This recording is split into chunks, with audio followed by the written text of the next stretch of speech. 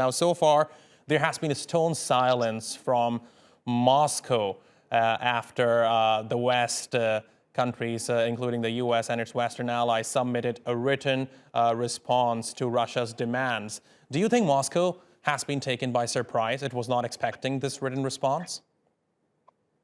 On the contrary, I think the Russians expected it right from the start, because obviously the set of demands that they have presented and tabled in front of the United States and European representatives was more like a wishful thinking rather than something realistic. For example, an expectation that conditions of that would predate 1997 NATO's actions towards eastward expansion would somehow be reset down to zero.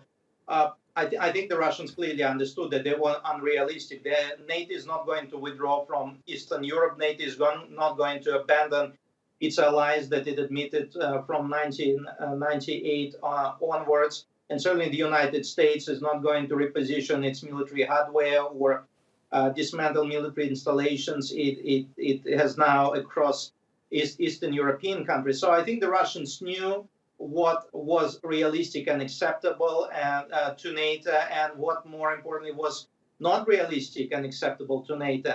Having said that, there is one point I would like to make. Moscow is not silent. The Kremlin is silent, but, for example, Russian parliament, including the ruling party, the United Russia ruling party, which has dominant constitutional majority in Russian parliament, began making formal calls for the provision of targeted military assistance to separatists in eastern Ukraine. So this can be regarded as the first step in Russia's response to the United States and NATO. So do you think it's likely for the Kremlin to listen to those calls by members of the parliament in Russia? Look, I don't think what initially the communists and certainly the United Russia representatives said was by incident. I think something like that, given the way how Russian politics are managed, was probably sanctioned prior to that in the Kremlin.